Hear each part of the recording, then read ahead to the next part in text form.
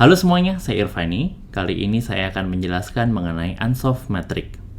Melalui sesi ini, kita akan mengetahui kapan kita menggunakan unsolved metric, gambaran dari unsolved metric itu seperti apa, bagaimana caranya kita menggunakan unsolved metric, dan yang terakhir, final analysis mengenai unsolved metric. Oke, yang pertama, kapan kita menggunakan unsolved metric? Unsolved metric sesuai untuk digunakan ketika suatu perusahaan atau organisasi ingin merumuskan arah dan strategi pertumbuhan usaha dengan mempertimbangkan beberapa variabel seperti tingkat risiko, kumpulan produk yang saat ini dimiliki oleh perusahaan, dan produk yang direncanakan untuk dikembangkan oleh perusahaan di masa yang akan datang. Yang terakhir adalah kumpulan market yang telah dimasuki oleh perusahaan saat ini dan market yang disasar oleh perusahaan di masa yang akan datang. Unsolved metric dapat digunakan sebagai kerangka kerja untuk mengidentifikasi arah dan peluang pertumbuhan usaha.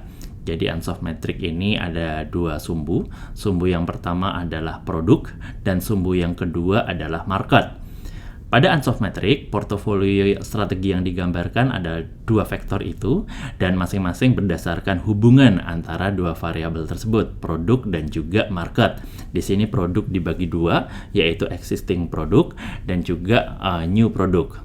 Kemudian marketnya juga ada existing market dan juga new market.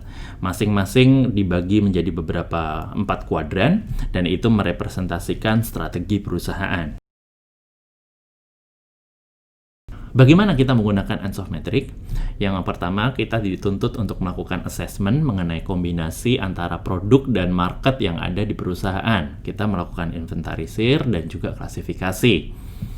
Strategi market penetration ini diterapkan untuk produk existing dan juga market existing. Nah, di sini biasanya kita bisa menerapkan beberapa langkah seperti menjual lebih banyak produk yang telah ada di market yang sudah ada saat ini, atau kita bisa meningkatkan market share di produk yang ada saat ini.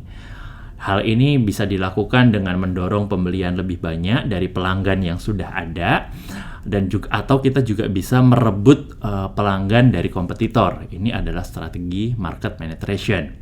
Dan yang kedua, strateginya adalah market development. Ini kita terapkan ketika di kuadran di mana produknya itu adalah produk yang ada saat ini, namun marketnya market baru. Yang bisa kita lakukan di sini adalah kita ingin menjual lebih banyak produk di pasar yang baru. Nah, pasar yang baru itu apa? Misalnya kita ingin menyasar segmen yang baru, kita juga ingin menyasar misalnya wilayah baru atau distribusi yang baru. Contohnya kita sudah memiliki produk gitu ya yang dijual dengan sangat bagus di area Jakarta, namun kita belum memasuki pasar yang lain, misalnya di Jogja atau di Surabaya. Kita bisa kembangkan ke sana. Ya, ini yang disebut sebagai market development. Atau kita sudah menjual produk secara fisik gitu ya, tapi kita belum memanfaatkan jalur online selling. Nah, ini adalah suatu market development yang baru. Strategi yang ketiga yang bisa kita pakai dengan menggunakan unsolved metric adalah product development. Nah, di sini biasanya diterapkan untuk produk baru di market yang sudah ada saat ini. Misalnya kita sudah memiliki pelanggan gitu ya, pelanggan kita adalah segmen wanita di kalangan karir gitu. Kita sudah memiliki suatu produk, tapi produk kita itu ingin dikembangkan fiturnya, atau kita ingin membuat produk baru yang menyasar market yang ada di sana untuk melengkapi beberapa varian yang sudah dijual ke segmen tersebut. Hal ini yang disebut sebagai product development. Nah, yang terakhir adalah strategi diversifikasi. Ini bisa kita terapkan ketika kita ingin meluncurkan produk baru di market yang benar-benar baru. Nah, di sini biasanya kita, karena halnya baru, biasanya kita terapkan dengan melakukan JV, joint venture, merger, akuisisi, ataupun dengan organic growth. Bisa gitu ya, kita menjual produk baru di market yang baru. Diversifikasi ini sendiri sebenarnya ada beberapa beberapa cabang ya, ada vertical integration. Kalau vertical integration ini kita ingin menguasai end-to-end supply chain dari suatu rantai distribusi. Misalnya kita ingin mengakuisisi supplier atau kita ingin masuk ke ranahnya customer dan segala macamnya. Tujuannya adalah untuk memastikan kecukupan supply dari produk dan layanan yang kita berikan. Selain vertical integration, kita juga mengenal adanya horizontal diversification. Di sini produk baru yang tidak terkorelasi secara teknologi itu diperkenalkan ke market yang telah ada. Dan yang ketiga, kita juga mengenal adanya concentric diversification. Ini adalah produk baru yang masih terkait dengan produk yang udah ada. Nah, itu diperkenalkan ke pasar baru ataupun di pasar yang telah ada. Yang terakhir, kita juga mengenal adanya conglomerate diversification. Ini adalah produk yang benar-benar baru dan tidak terkait dengan produk kita saat ini, dan kita ingin memasarkannya di pasar yang baru. Nah, dari sini sebenarnya kita bisa mengetahui bahwa Ansoff Metric ini dapat digunakan untuk menyusun strategi pengembangan produk dan juga pengembangan pasar.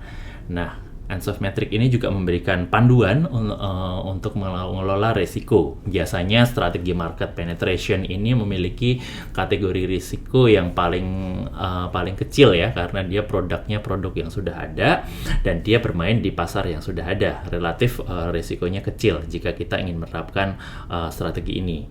Namun ketika kita ingin masuk ke market yang baru atau produk yang baru melalui strategi market development maupun product development, kita akan bermain di resiko bisnis yang masuk ke kategori medium. Resiko paling tinggi biasanya ada di strategi diversification, karena kita akan bermain di produk yang benar-benar baru, di pasar yang benar-benar baru. Karena ini biasanya melibatkan merger, akuisisi, JV, maka resikonya akan lebih besar. Tapi jika itu menguntungkan, maka sifatnya akan sangat rewarding buat perusahaan. Oke guys, demikian sharing mengenai Ansoff Metric, suatu matriks sederhana namun sangat bermanfaat untuk menyusun strategi perusahaan, khususnya terkait dengan produk dan juga market development. Thank you, semoga bermanfaat. Bye.